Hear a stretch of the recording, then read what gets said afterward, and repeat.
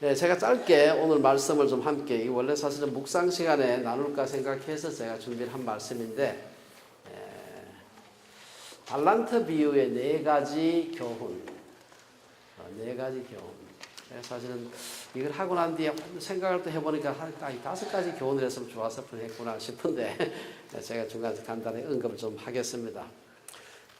오늘 우리가 마태복음 25장에 있는 이 말씀, 이 달란트 비유는 너무나 잘 아는 말씀입니다. 아마 여러분들이 적어도 뭐 여러 차례 말씀을 들었을 텐데 한 번 더 우리가 좀 복습하는 겸 또 우리 개개인들에게 주는 메시지가 그때그때마다 다르기 때문에 함께 좀 나눴으면 생각을 합니다. 첫째, 우리가 오늘 달란트 비유로서 생각해 볼 수 있는 가장 중요한 첫 번째 레슨, 교훈은 뭐냐? 그것은 우리에게 주어진 모든 은사, 기프트 혹은 탤런트는 하나님이 주셨다는 사실. 여기 첫 번째 교훈입니다. 우리 야고보 사도도 이제 거기에 대해서 얘기를 하고 있습니다. 우리가 가진 모든 것들은 하나님이 주신 것이다. 이 사실을 안다는 게 굉장히 중요한데요. 사도 야고보는 말하기를 야고보서 1장 17절에서 온갖 좋은 은사와 온전한 선물이 다 위로부터 빛들의 아버지께로부터 내려왔다. 우리가 흔히 내가 가진 은사가 하나님께서 주신 것이구나. 그리고 구체적으로 이것이 어떤 일을 하도록 내게 이런 은사를 주셨구나. 그렇게 생각할 때 그걸 사명감이라고 얘기를 하는 겁니다. 우리가 한글 서체 개발로 유명한 여러분 산돌 커뮤니케이션스라고 회사, 저도 이 이름을 들어봤어요. 이걸 준비하면서 제가 다 찾아봤는데 그 사장이 석금호라는 분입니다. 석금호 사장. 이분이 이 한글 서체를 개발해 자기 인생을 바친 그 얘기를 제가 써놓은 걸 제가 봤어요. 보면서 좀 감동을 제가 받았습니다. 이분이 원래 한국에서 한국어판 리더스 다이제스트사에서 편집부에서 일을 했답니다. 거기서 이제 요즘 그래 안 하지만 옛날에 식자기라는 게 있었잖아요. 식자기를 사용을 하는데 우선 사진 식자기와 서체 자체를 기계뿐 아니라 아래 서체 폰트도 일본에서 다 수입한 걸 썼대요. 자기가 굉장히 큰 충격을 받았답니다. 어떻게 한글을 다른 나라도 아닌 일본에서 이걸 수입하느냐. 기계 수입하는 건 이해가 되는데 어떻게 이 폰트를 수입을 하느냐. 그리고 여러분 굴림체라는 게 있죠. 그 일본에서 개발한 거라. 저도 우리 지금 아마 그게 디폴트로 되어 있는 분들이 많이 있을 겁니다. 아마. 그 굴림체 자체가 일본에서 개발한 그런 서체라고 그러더라고요. 그래서 제가 굉장히 그분이 그 석금호 사장이 충격을 받고, 정말 며칠 동안 잠도 못 자고 고민하는 중에 갑자기, 그때 아마 총각대였던 것 같아요. 장가도 안 갔는데, 나중에 제가 장가 갔을 때 낳은 미래의 딸이 나타나가지고, 자기를 보고 제가 그대로 인용을 하겠습니다. 그분이 한 말이에요. 아빠가 직장 다닐 때 일본에서 한글을 수입해서 썼다며? 근데 아빠는 그때 뭐 했어? 아빠는 디자이너였잖아. 라는 질문을 받았다고 합니다. 그래서 고민하다가 괜찮은 리더스 다이제스트 회사가 괜찮은 회사인데 다니던 회사에 사표를 내고 조그만 작업실 하나 얻어가지고 한글 서체 개발을 시작하게 되었다고 합니다. 그래서 오늘날 그분이 만든 그 회사가 산돌 커뮤니케이션스가 만든 한글 서체가 600종이라고 600종. 저는 제가 제일 좋아하는 게 그 맑은 고딕을 제가 제일 좋아하는데 그것도 거기서 개발한 거더라고요. 보니까요. 600종류를 개발했으니까 오늘 아마 여러분들이 쓰고 있는 대부분의 폰트가 아마 그 산돌 커뮤니케이션스가 개발한 것이 아닌가. 결국은 처음에는 뭐 밥도 제대로 못 먹고 뭐 여러 해를 보냈답니다. 그렇지만 내가 이걸 꼭 해야 되겠다. 내가 그분이 한번 디자인을 전공했던 분인 것 같아요. 디자인 전공자로서 이거를 일본에서 만든 건 이건 내가 참을 수가 없다. 이래가지고 그분이, 그래서 지금은 굉장히 매출이 전 세계적으로, 마이크로소프트 워드에도 거의 다 이제 납품이 되니까 굉장히 회사가 커졌다. 사실 석금호 씨는 미래의 딸의 도전으로 한글 서체 개발에 목을 걸었지만 우리가 하나님으로부터 우리는 사명을 받은 자들이 아닌가. 우리의 은사가 하나님으로부터 기원했다는 데는 두 가지 의미가 있습니다. 첫째는 내 은사로 인해서 교만해서는 안 된다는 겁니다. 교만이나 열등의식은 둘 다 자신의 은사가 하나님이 주신 것임을 잊어버리고 내 것이라고 하는 생각에서 비롯된 것이다. 이것은 다른 사람과 자신의 은사를 비교했기 때문에 내게 더 나은 것 같으면 교만하고 못한 것 같으면 열등식 갖고 이래 하는 것이지. 이에 대해서 사도 바울은 마땅히 생각할 그 이상의 생각을 품지 말고 오직 하나님께서 각 사람에게 나누어 주신 믿음의 분량대로 지혜롭게 생각하라. 로마서 12장에서 그렇게 얘기를 했습니다. 그래서 첫 번째는 우리 하나님께서 우리의 모든 은사가 왔다. 오리진이 하나님으로부터 온 것이다 라고 생각하면 교만할 수가 없어요. 지꺼라에 교만하지. 나 하나님 걸 교만할 수가 없거든요. 두 번째는 이 은사를 자기의 이익을 위해서가 아니라 봉사하는 데 사용해야 된다는 것입니다. 베드로전서 4장 10절에 보면 각각 은사를 받은 대로 하나님의 여러 가지 은혜를 맡은 선한 청지기 같이 서로 봉사하라. 에베소서 4장 12절에 보면은 우리를 부르신 부름은 봉사를 성도를 온전케 하기 위해서 봉사하도록 우리를 부르셨다. 이것은 다만 어떤 특별한 무슨 기능적인 이런 것만이 아니라 다양한 영적인 은사도 마찬가지입니다. 모두 하나님께서 성령께서 우리에게 주시는 것입니다. 그래서 사도 바울은 고린도전서 12장 11절에서 이 모든 일은 같은 한 성령이 해가사 그의 뜻대로 각 사람에게 나누어 주는 것이다. 첫째는 우리가 하나님이 그 은사를 주시다는 사실, 내게 아니다. 내 소유가 아니다. 그렇기 때문에 내가 그것 때문에 내가 뭐 열등의식이나 우월감을 가져서는 안 되고 교만해서는 안 되고 그걸 다른 사람에게 섬기는 데 사용해. 두 번째 레슨은 뭐냐? 은사가 굉장히 다양하다는 사실입니다.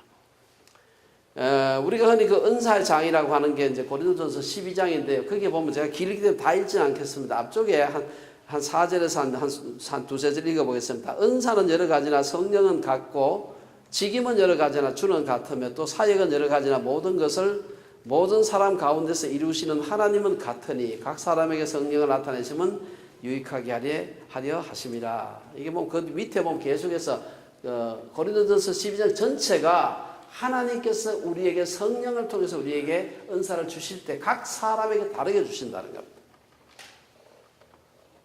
그래서 우리가 각 받은 달란트 혹은 재능이 얼마나 다양한가. 우리가 교회에서도 보면은 크지 않은 교회지만 어떻게 저 사람 저런 은사가 있을까. 또 내게는 또 다른 사람이 없는 그런 은사가 있다는 것을 우리가 알 수가 있습니다. 이것을 우리가 제가 이번에 학생들 그 학교에 가서 이제 그 학생들이나 혹은 그 가르치는 분들을 대상으로 해서 얘기를 하다 보니까 우리가 학교에 저도 선생을 하고 있습니다만 선생들을 하게 되면 까딱하면 공부 잘하는 아이들을 편애하게 됩니다. 그리고 공부 잘하는 건 은사예요. 제가 보니까 열심히 하면 잘하죠. 열심히 하는 것조차도 은사더라고요. 그래가지고 어떤 애는 암만 열심히 해도 안 되는 애가 있고요. 어떤 애는 아무리 뭐 하려고 부모가 그 압력을 넣어도 열심히 안 하는 애가 있어요. 이게 일단 은사가 아닌 겁니다.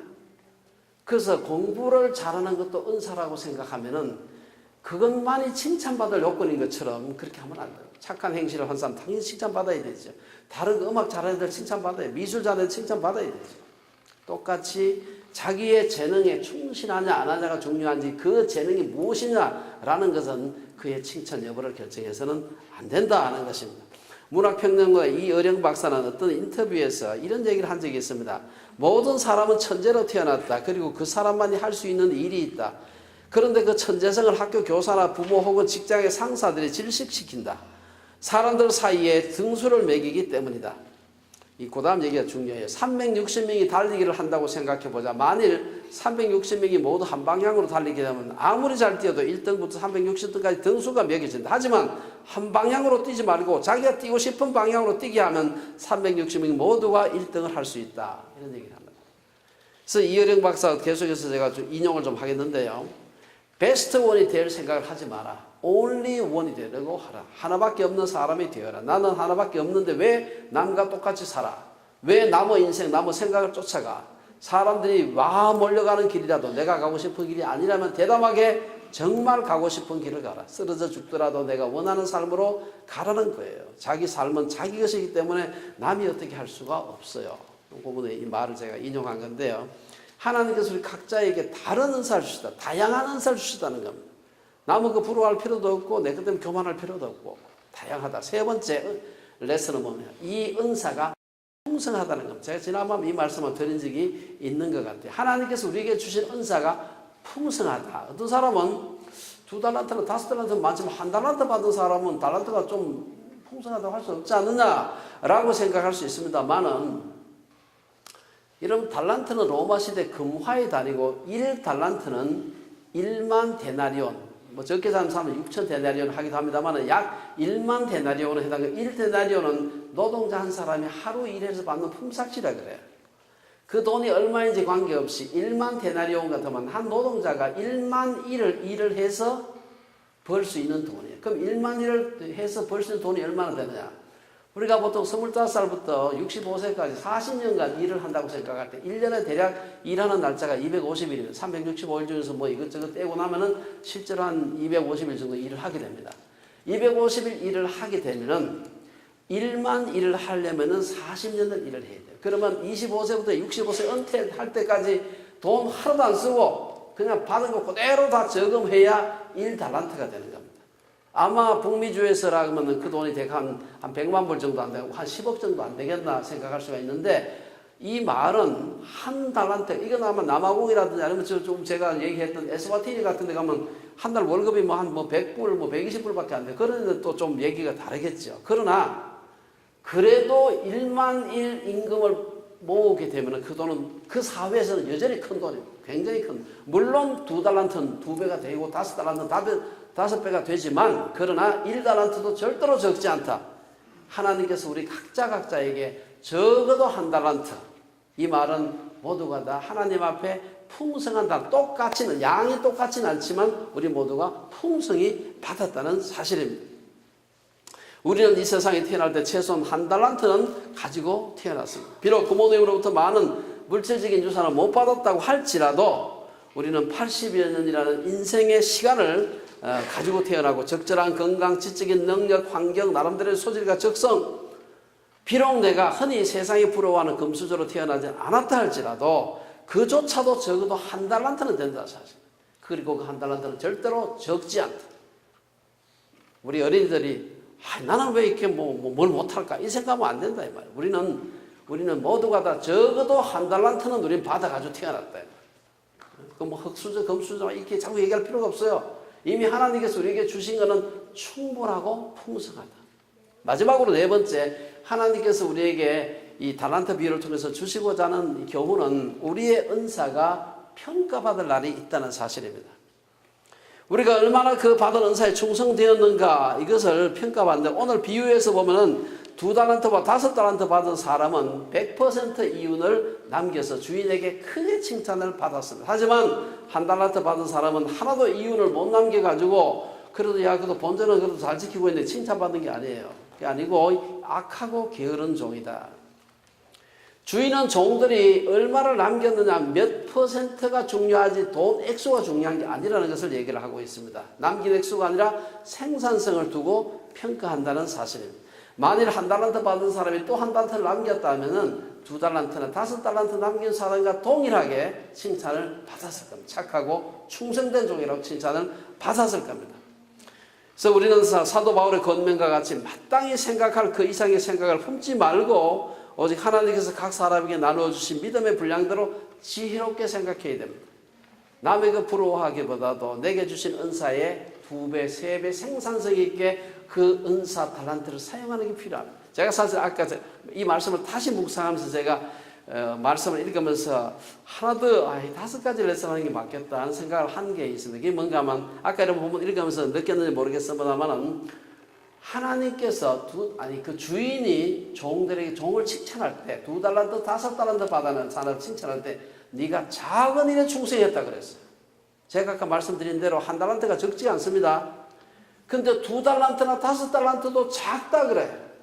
네가 작은 일에 충성했기 때문에 내가 큰 것으로 네게 맡기겠다. 이거는 우리가 이 땅에서 하나님 앞에서 받은 달란트에 충성되었을 때 하나님께서 우리에게 주실 상급이 얼마나 큰가 하는 것을 얘기해 준다고 할 수 있습니다. 작지 않은데 네가 작은 일에 충성했다. 제가 그 말씀 읽으면서 마음에 와닿더라. 그래.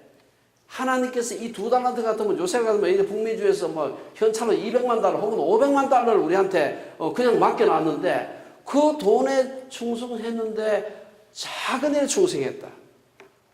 결코 작지가 않죠. 엄청난 걸 주시는데도 불구하고 우리가 받을 상급에 비해서는 작다는 거예요. 우리 상급이 하나님께서 주신 상급이 얼마나 넉넉한가. 마지막으로 우리는 아까 말씀드린 대로 다른 사람들과 이 달란트를 비교해서는 안 됩니다. 내게 주신 달란트를 귀하게 여기고 자신의 달란트를 주신 하나님께 감사하고 자신의 달란트에 충성된 청지기가 되는 게 필요합니다. 그래서 우리가 정말로 우리가 하나님 앞에서 정말 이 살아가면서 듣고 싶은 칭찬, 오늘 본문에 나와 있는 것은 잘하였도다 착하고 충성된 종아 네가 작은 일에 충성하였음에 내가 많은 것을 네게 맡기리니 내 주인의 즐거움에 참여할지어다. 여러분 그 칭찬 다 듣고 싶지 않습니까? 저는 정말 하나님 앞에 섰을 때 이 칭찬 듣고 싶으면 우리가 들을 수 있다면 모든 사람 인생이 성공한 겁니다. 얼마나 많이 벌었느냐, 얼마나 많이 올라갔느냐 이런 문제가 아니라 하나님께서 착하고 충성된 종아 네가 작은 일에 충성하였음에 내가 많은 것을 네게 맡기리니 내 주인의 즐거움에 참여할지어다. 칭찬받는 우리 주빌리 성도들 되시기를 주의 이름으로 축원합니다.